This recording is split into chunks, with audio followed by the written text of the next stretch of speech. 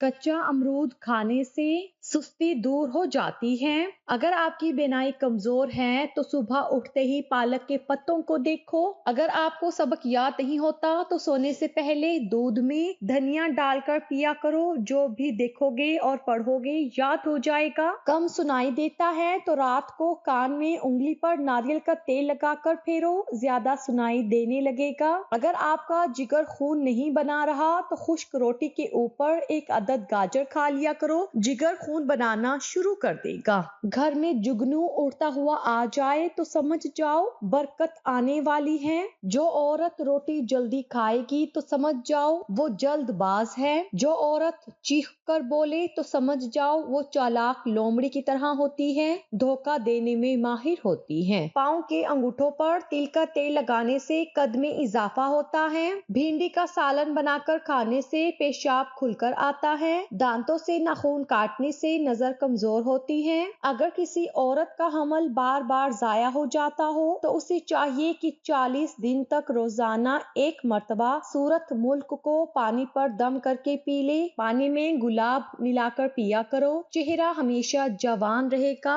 काला नमक सर पर लगाने से बाल मजबूत हो जाते हैं। सोते वक्त लीमू चाट लो, नींद अच्छी आ जाएगी। नहाने के बाद सेब खाने से डिप्रेशन कम हो जाता है। शहद को सिरका में घोलकर कुली करें, दांत 90 साल तक गिरने का नाम नहीं लेंगे। रोटी नरम और फूली हुई खाया करो, कमर की चर्बी और पेट की चर्बी कभी बढ़ेगी नहीं। जिस बच्चे को मारपीट का सामना हो उसकी सलाहियतें दब जाती हैं। जो शख्स दिखलावे की खातिर नमाज पढ़ता है तो उसने शिर्क किया। सोते वक्त अगर आपके मुंह से पानी आए तो जामन का इस्तेमाल करें। लाल जीरा दूध के साथ खाने से जख्म जल्द भर जाते हैं। चिराग में नारियल का तेल डालने से चिराग बुझता नहीं। फटकरी को आंखों पर फेरने से जिंदगी भर नजर कम नहीं होती। मोटी औरत की नाफ में लीमू का रस डाल दो, 7 दिन में वजन कम हो जाएगा। अगर ज्यादा वजन उठाने से पट्ठों में खिंचाव पड़ जाए तो दूध में हल्दी डालकर पीने से आराम आ जाता है। बदहजमी से पेट खराब हो गया है तो अदरक को चबा कर देखें, फौरन जादू हो जाएगा। फटकरी के ऊपर अंडे की सफेदी लगाकर मुंह पर मसलने से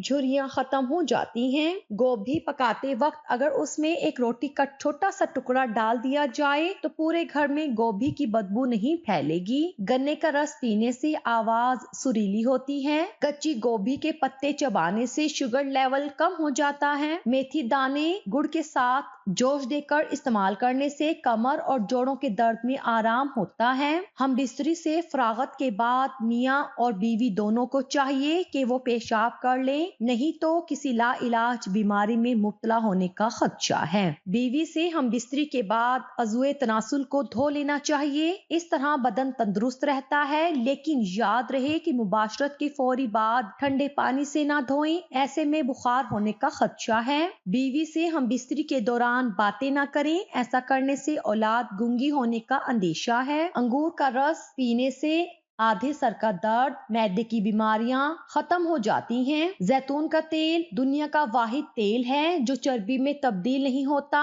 ये मोटापे से बचने के लिए इंतहाई मुफीद है। सफर पर जाने से पहले पुदीने की डंडी चबाने से कै और मतली का मसला नहीं होता। निहार मुंह दूध में शहद डालकर पीने से बेनाई तेज हो जाती है। जिन लोगों को बवासीर का मसला हो गुड़ वाला शरबत बनाकर पिया करें, बवासीर का मसला हल हो जाएगा। पानी में नमक मिलाकर घर में स्प्रे करने से घर में मच्छर नहीं आते। सोते वक्त पुदीना के चंद पत्ते चबाने से रात को बुरे ख्वाब नहीं आते। रात को सोते वक्त दूध में रोगने जैतून डालकर पीने से कब्ज खत्म हो जाती है। चाय जिल्द मैदे को खराब करती है और भूख को खत्म कर देती है। हामला औरत 9वें महीने में सूरत मरियम खालिस दूध पर 3 मरतबा पढ़कर रोजाना पी लिया करे। इंशाअल्लाह पैदाइश के वक्त ज्यादा तकलीफ ना होगी और बच्चा बड़ी आसानी के साथ इस दुनिया में आएगा। हामला अपने हाथों से सुबह शाम चिड़ियों को दाना पानी डाले। हाई ब्लड प्रेशर के मरीजों को केचप नहीं खाना चाहिए क्योंकि केचप में नमक की मिकदार ज्यादा होती है और हाई ब्लड प्रेशर के मरीजों के लिए नमक की ज्यादा मिकदार नुकसानदेह है। जागते हुए आपके 80% ख्वाब खुफिया पैगामात पर मुश्तमिल होते हैं। जब आपका कोई जानने वाला आपके ख्वाबों में नजर आता है तो उस शख्स ने सोने से पहले आपके बारे में सोचा होगा।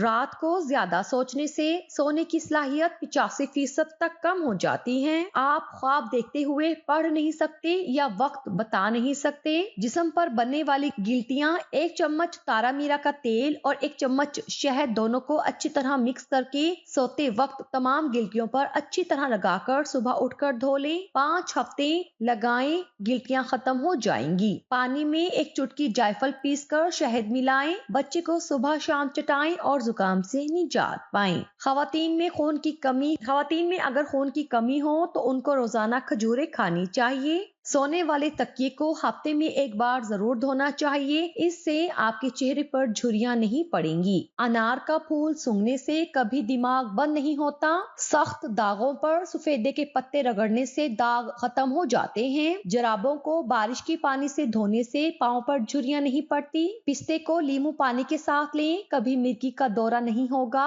शहतूत का रस पीने से कभी खून की कमी नहीं होती। पेट में दर्द हो तो शहतूत के पत्ते चबाओ। कीकर की फलियां खाने से कभी नाक बंद नहीं होता। काला गीला रुमाल घर में लटकाने से कभी कौवे नहीं आएंगे। घर में खरगोश पाल लेने से घर में जहरीले कीड़े नहीं आएंगे। घर में बिल्ली पालो, कभी चूहे नहीं आएंगे। मच्छरों को भगाना है तो शुतुरमुर्ग का अंडा जलाकर धुनी दो। चने को शहद के साथ खाने से हमल ठहर जाता है। जामुन खाने से कभी बदन पर एलर्जी नहीं होती। मूली खाने से बंद कब्ज खुल जाती है। शिमला मिर्च को सूंघने से दिमाग मजबूत हो जाता है। जिस औरत का हमल गिर जाता हो वो आगाज से लेकर आखिरी दिन तक हर रोज सुबह शाम 21 दाने खुश्क धनिया और काला जीरा 2 चुटकियां ठंडे पानी के साथ निगल ले। इससे तंदुरुस्त बच्चे की विलादत होगी। रात को अगर सोने से पहले अंडे की जर्दी चेहरे पर लगाई जाए तो चेहरा दूध की तरह सफेद हो जाता है। जिस्म के जले हुए हिस्से पर अगर अंडे की सफेदी लगा दी जाए तो इससे सोजिश खत्म हो जाएगी और आंवले नहीं पड़ेंगे। अगर सिरका को गर्म करके कान में 1-1 कतरा टपकाएं, इससे कान का दर्द खत्म हो जाता है और कान के कीड़े मर जाएंगे। कच्ची प्याज खाने से माहवारी साफ आती है और दर्द भी नहीं होता। सर में प्याज का रस तेल की तरह लगाने से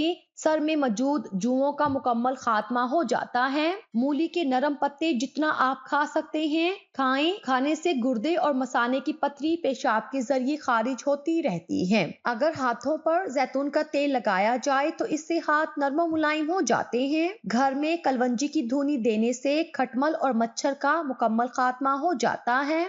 बदहजमी से पेट खराब हो गया है तो अदरक को चबा कर देखें, फौरन जादू हो जाएगा। सोते वक्त अगर आपके मुंह से पानी आए तो जामुन का इस्तेमाल करें।